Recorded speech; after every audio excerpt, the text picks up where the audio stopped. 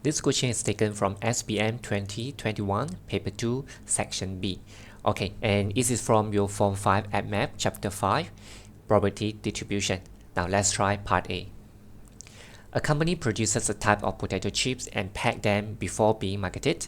The mass of a packet of chips ranging from 75 gram to 80 gram will be accepted for marketing. So while the mass of a packet of chips that is out of that range will be sent for repacking. So table 2 shows the mass of a packet of chips and the number of packets in ratio at a particular time.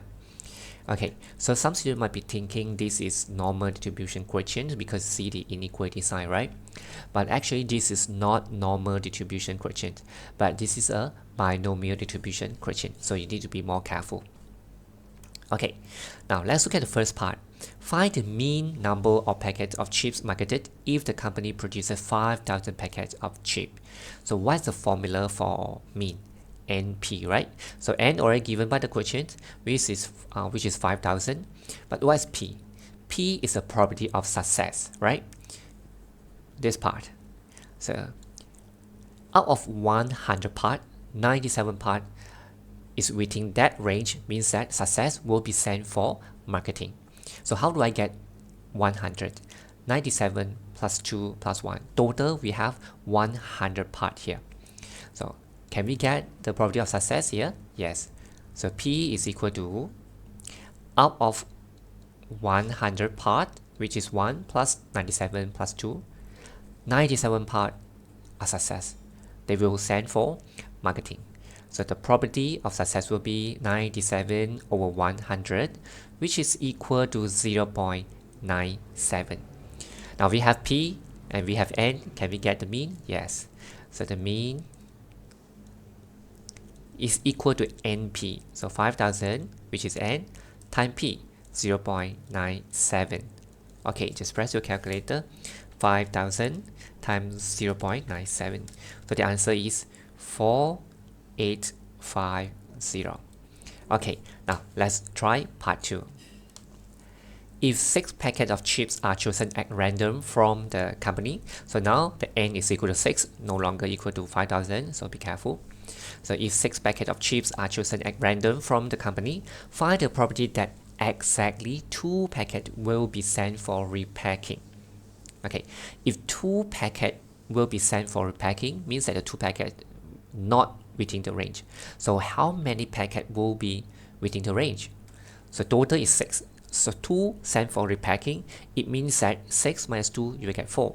It means 4 packets will be accepted and sent for marketing, right? Okay, so here I'm going to find P probability for X equal to 4. Okay, how do I get 4? Total 6, 2 sent for repacking, it means 4 can be accepted, right? 6 minus 2, you will get 4. NCR 6 C 4 time probability of success 0.97. Okay, so this is power 4 time. How do we get Q? P plus Q always equal to 1, right? So Q will be equal to 1 minus 0.97, so which is equal to 0.03. Okay, so this 0.03 raised to the power of 2. Okay, always make sure that the sum of these two numbers must be equal to the total number of try. Okay, just press your calculator. 6 C4 times 0.97 raised to the power of 4 times 0.03 raised to the power of 2. So the answer is, let me just round off it to 4 significant figures, 0.01195. Okay, this answer for part 2. Okay, some students want to do it another way. Let's say if we don't want to do it this way, we can do it another way. 2 packets will be sent for marketing. Sorry, not for marketing, will be sent for repacking. So now, let's try this one. X equal to 2. But if we do it this way, now you need to be more careful. Now we focus on the packet of chip that will be sent for repacking. It means that the probability of success will no longer 0.97 but 0.03 because these will send for repacking. Now we are looking for the property which will stand for repacking. So if you use x equal to 2, you can do it this way, but you still get the same answer. Let me show you how. So it's still the same thing, 6c, but this time it's 2. Okay, be careful here. The probability of success is no longer 0.97, but 0.03, which will stand for repacking. 0.03 raised to the power of 2, and the probability of failure will be 0.97 raised to the power of 4. Okay, you try to press your calculator, you will be able to get exactly the same answer. 6c2 times 0.03 raised to the power of 2 times 0.97 raised to the power of 4. Okay, we will still get the same answer, 0.01195. Okay, you can do it this way or this way, both are okay. Now let's go to the part 3. If a manager chooses 10 packets of chips randomly from the repacking unit, so you have to be more careful, not from all, but from the repacking unit. It means from here and here. Find the probability that he will get more than 2 packets of chips that have the mass below the range. So now we are talking picking the chip from repacking unit. Means that we ignore about this one. We just focus on these two. So now the ratio, the probability of success will become different. So the P is equal to, which is below the range. So now we look at this one. There are 3 parts, right? Out of 3 parts, how many parts is below the range? 1 part, right? So the probability of success will be 1/3. And the probability of failure, this is above that range, will be 2/3. 1 minus 1/3, you will get 2/3. So be careful, the P is no longer 0.97 because the manager chooses a 10 packet of chips randomly from the repacking unit from these two. Okay, so the probability is no longer 0.97. Okay, now find the probability that he will get more than 2 packets of chips that have the mass below the range.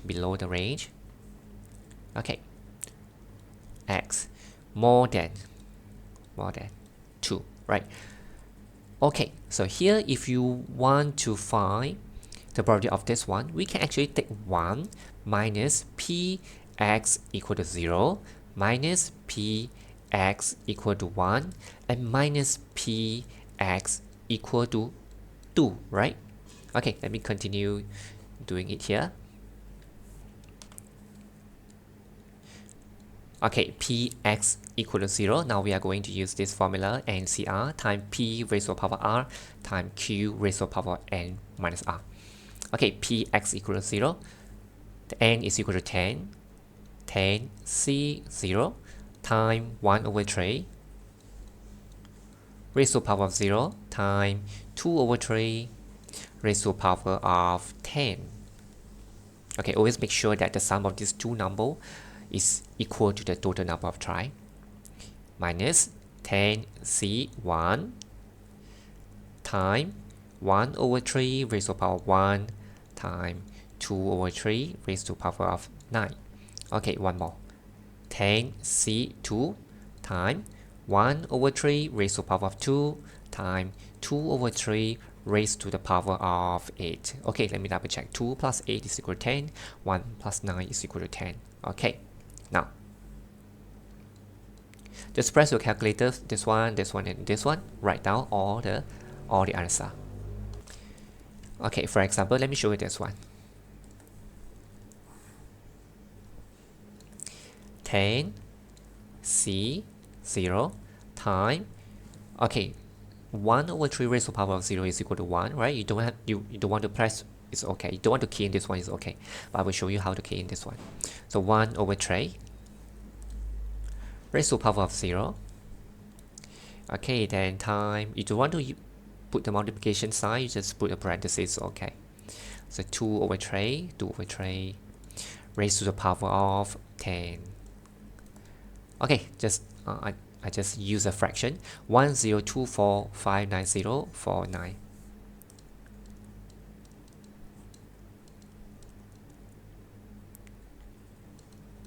590, okay, sorry, 49, not 59. This is 49.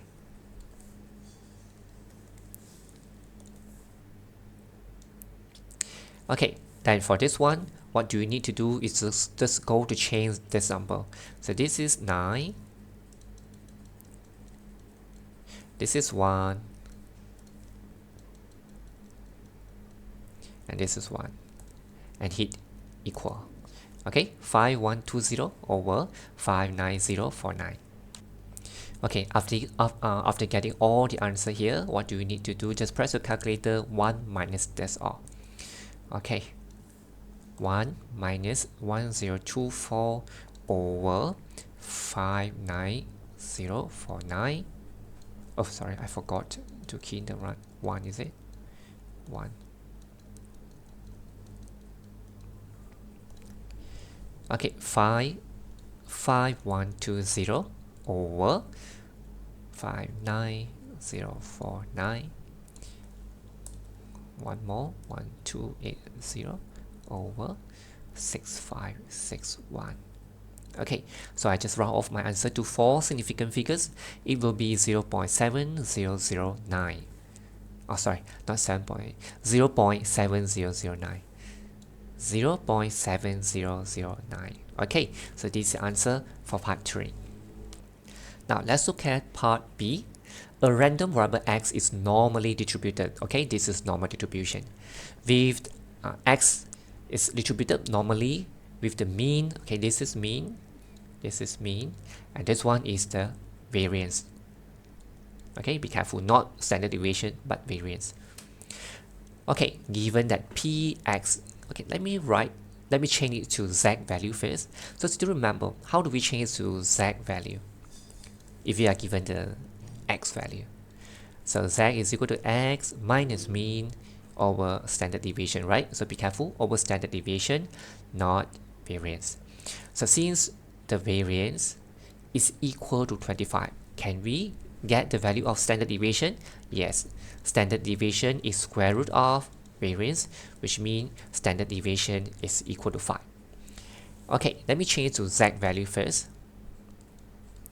X greater than k is equal to 1 over 4 times p, the property of this one, x less than or equal to k. Okay, so if I convert it to z value, I'm going to use this formula.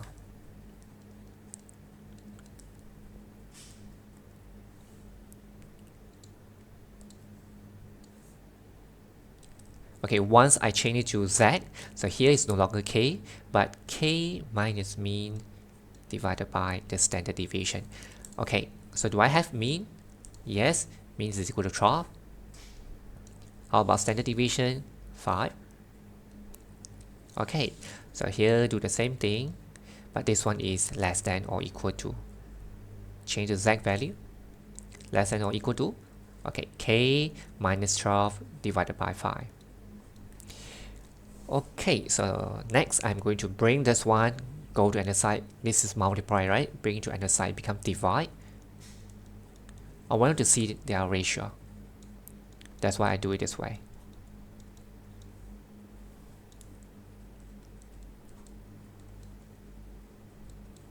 So be careful of the inequality sign.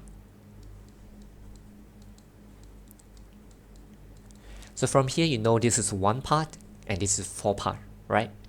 Let me draw a diagram to help you visualize the situation.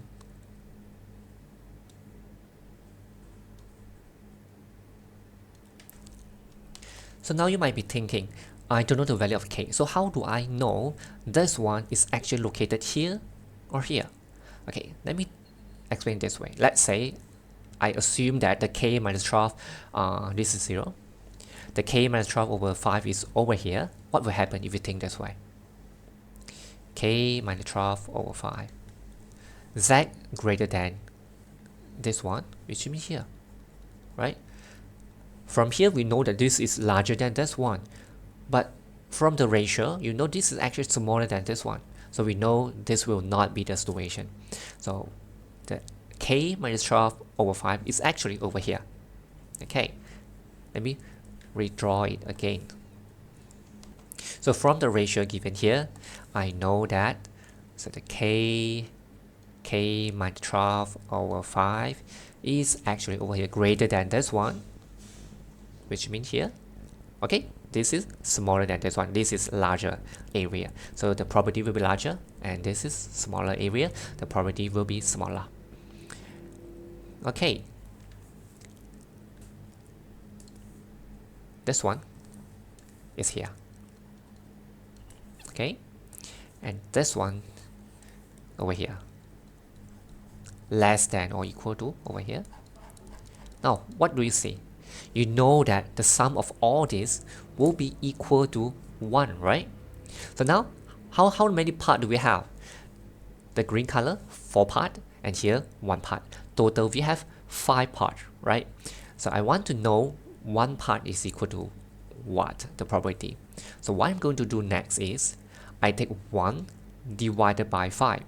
So this is 4 parts, this is 1 part. Total there will be 5 parts. Okay, 1 divided by 5 is equal to 0.2. Now I know that this is 1 part, it means 0.2. So P Z, probability for Z greater than k minus 12 over 5, right? K minus 12 over 5, okay, correct. It's equal to 0.2. Now I want to get the value inside here, so start from inside. Take out the standard normal distribution table and then find the answer. 0.2. Okay, let's go search for 0.2. Start from inside. 0.2 is, okay, this one. So 0.842, right? Okay.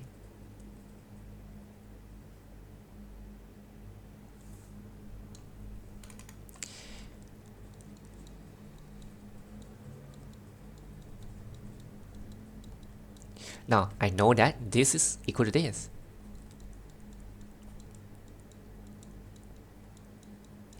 Okay, so k is equal to 0.842 times 5 and then divide, sorry, not divided. Okay, maybe I write clearer.